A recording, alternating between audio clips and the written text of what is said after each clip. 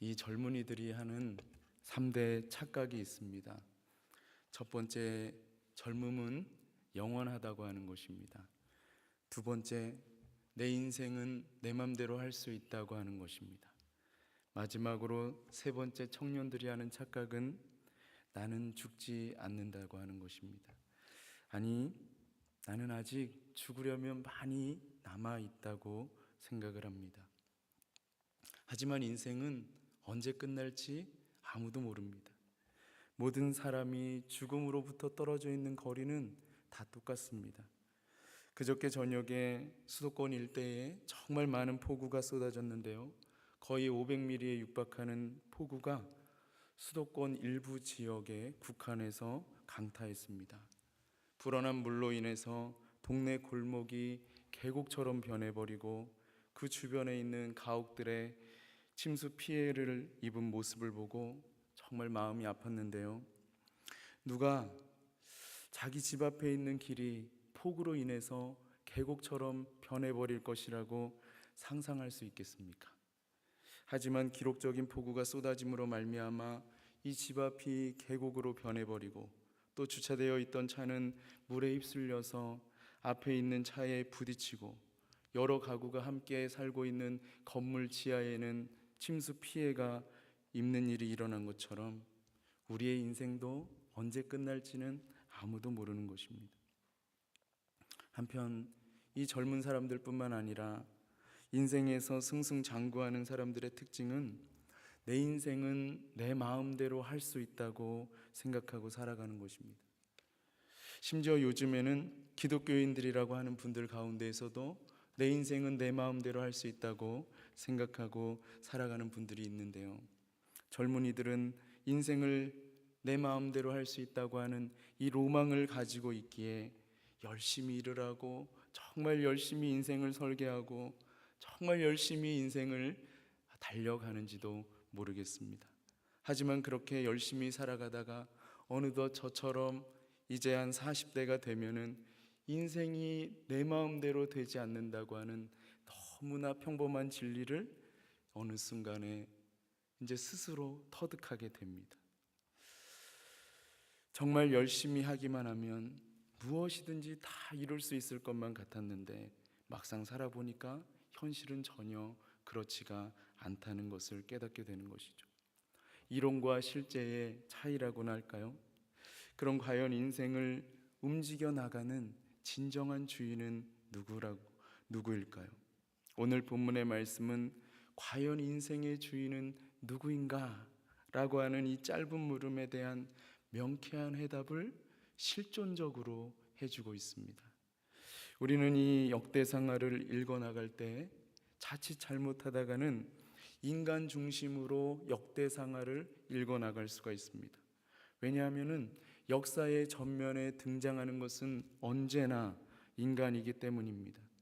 하지만 이 역대상하를 기록한 저자는 역사의 전면에 등장하는 이 인간에게 관심이 있는 것이 아니라 그 배후에서 역사하시는 하나님에게 초점을 맞추고 이 역대상하를 기술해 나갔습니다.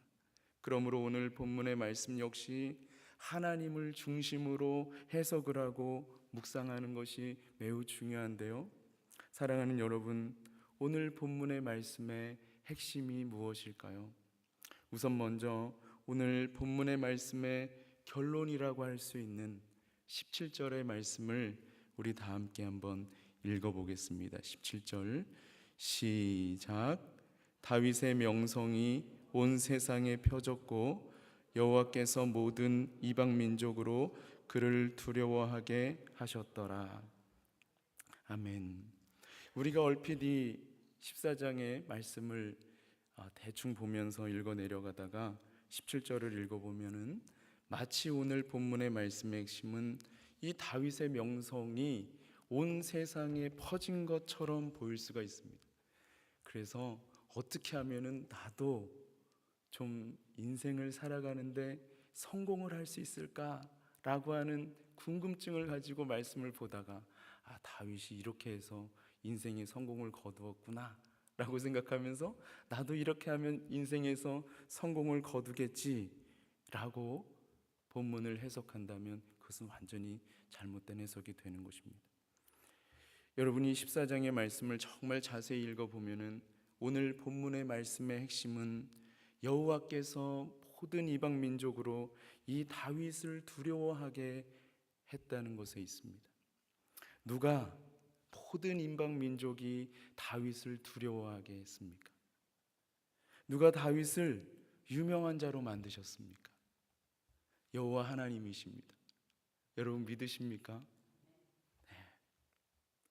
오늘 본문의 말씀은 철저하게 살아계신 하나님께서 역사의 주인공이시며 이 다윗의 주인이라고 하는 것을 보여주고 있습니다. 그 증거가 먼저 14장 1절과 2절에 나와 있는데요, 우리 다 함께 한번 14장 1절과 2절을 같이 한번 읽어보겠습니다. 시작.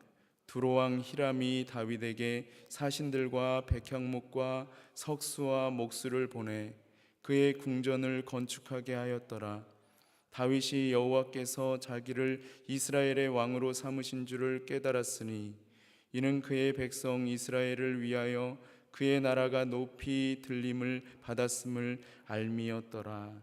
아멘. 이 다윗은 왕으로 징기한 이후에 예루살렘에 자신의 성을 건축했습니다. 그리고 한 가지 매우 인생에서 중요한 진리를 깨닫게 되었는데요, 그것은 바로 우리가 지금 읽은 2절의 말씀과 같이 다윗이 만군의 여호와 하나님께서 자신을 이스라엘의 왕으로 삼으신 것을 성령의 역사하심 가운데 비로소 깊이 깨닫게 된 것입니다. 이것을 우리가 얼핏 보면은 이거 당연한 거 아니야? 이렇게 생각할지 몰라도 오늘 본문의 말씀에 2절에 나와 있는 것처럼 이 다윗이 다스리는 나라가 높이 들림을 받게 되는 가운데, 즉 다시 말하면 그의 인생 가운데 정말 승승장구하는 상황 속에서 이런 고백을 하는 것은 정말 어려운 거예요.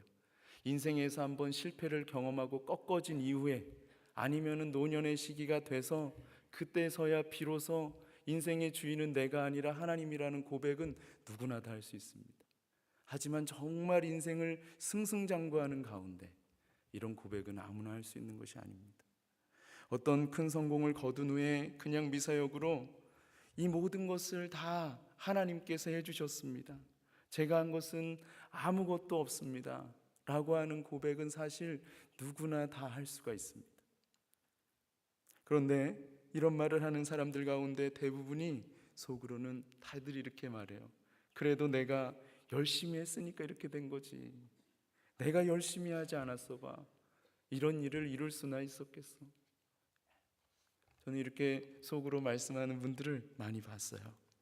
어쨌든 다윗은 지금 예루살렘의 왕궁을 건축하고 자신이 경영하는 나라가 정말 승승장구할 때에 성령님께서 깨닫게 하심으로 말미암아 이 여호와께서 자신을 이스라엘의 왕으로 삼으신 것을 깊이 깨닫게 되었습니다. 다시 말하면 다윗 왕은 자신은 말할 것도 없거니와 자신이 다스리고 있는 이 나라의 진정한 주인은 오직 하나님 한 분밖에 없다는 것을 깊이 깨닫게 된 것입니다. 그러니까 다윗은 왕으로 봉직하는 동안에 그 모든 것을 청지기 정신을 가지고 수행했던 것이죠. 우리가 이 말씀을 내 인생에 개인적으로 적용을 해보면 내 인생의 주인은 내가 아니라 살아계신 하나님 한 분밖에 없다는 것을 깨닫게 되는 것입니다.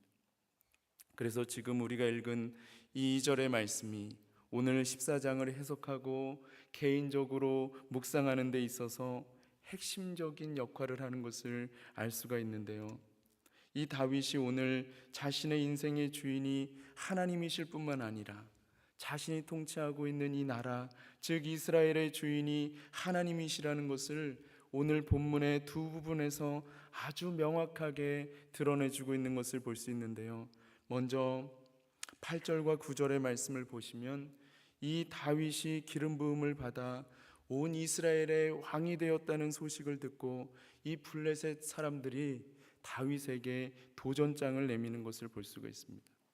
여러분, 우리가 겉으로 보기에는 지금 블레셋 사람들이 다윗에게 도전장을 내밀고 전쟁을 걸어오는 것처럼 보이지만, 사실 블레셋 사람들은 지금 우리의 눈에 보이지 아니하시는 만군의 여호와 하나님께 도전장을 내밀고 전쟁을 걸어오는 것입니다.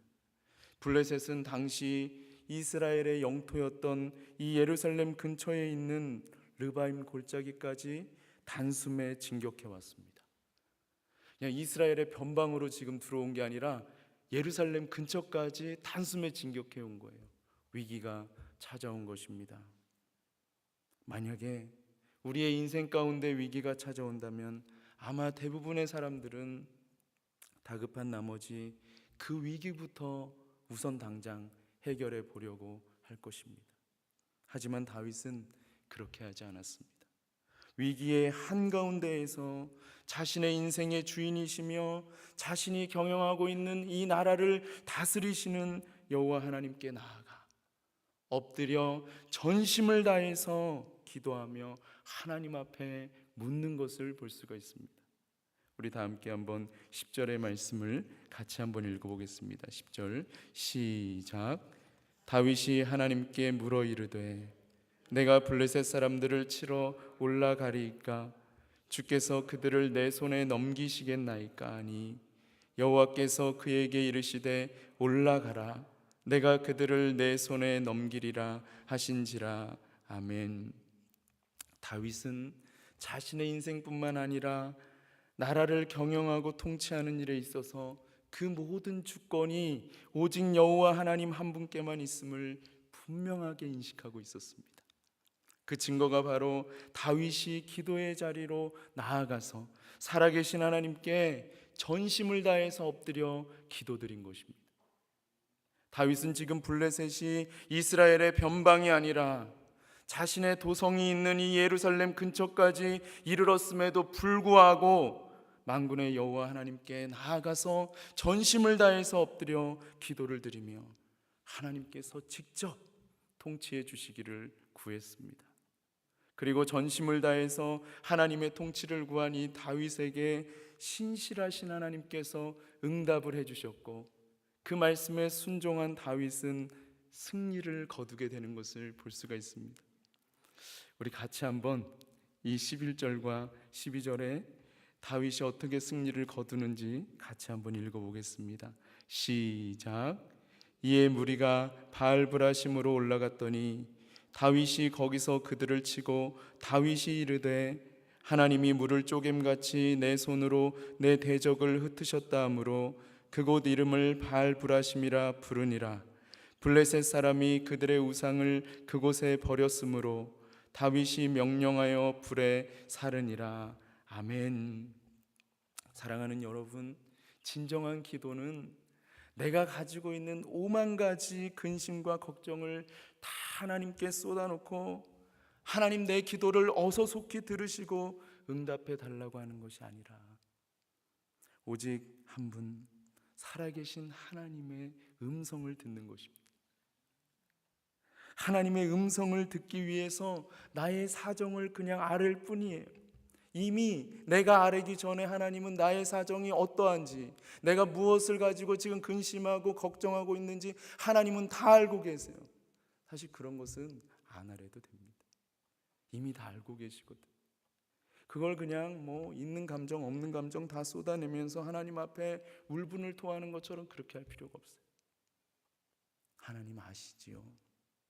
주님, 제가 지금 어렵습니다. 어떻게 할까요? 주님께서 말씀해 주시는 것을 볼 수가 있어요. 여러분, 오늘 이 말씀을 보면서 여러분의 삶의 자리 가운데 하나님께서 올라가라고 하는 것은 어디입니까? 어디로 올라가서 지금 누구와 싸우라고 하십니까?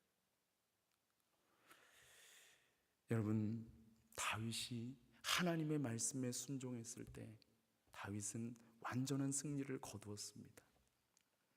13절부터 16절에서도 이것이 다시 한번 반복되는 것을 볼 수가 있습니다. 이것이 무엇을 의미할까요? 오직 하나님의 말씀에만 전심을 다해서 순종하면 반드시 승리하게 된다는 것입니다. 이것은 저의 주장이 아니에요. 여러분, 아무리 어려운 문제가 있다고 하더라도 두려워하지 마십시오. 오직 하나님의 이 말씀에만 전심을 다해서 순종하면 살아계신 하나님께서 반드시 승리하게 해주실 것이기 때문입니다.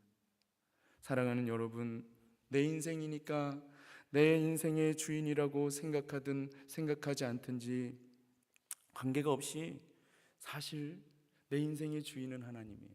내가 내 인생의 주인은 나라고 생각하든지 그렇지 않든지 관계없이 객관적으로 볼 때 모든 인생의 주인은 하나님 한 분밖에 없습니다. 보편적으로 사람들이 이것을 깨닫지 못하니까 인생이 내 마음대로 되지 않는다는 것을 깨닫고 거기에서 멈추고 절망하며 남은 인생을 그냥 상황에 따라서 반응하면서 흘러가는 대로 살아가고 마는 것입니다. 하지만 하나님이 내 인생의 주인이심을 진정으로 고백한다면 정말 순종하기 어려운 상황 속에서 오직 하나님 한 분 온 우주 만물을 창조하시고 다스리시는 이 전능하신 하나님의 말씀에 온전히 한번 순종해 보십시오. 저와 여러분의 인생 가운데 하나님께서 베풀어 주시는 놀라운 기적이 일어나게 되는 것을 보게 될 것입니다. 다 함께 기도드리겠습니다. 살아계신 하나님 아버지, 오늘 이 귀한 말씀을 통하여서 정말 인생의 주인이 누구인지를 우리에게 너무나 분명하게 보여주심을 감사드립니다.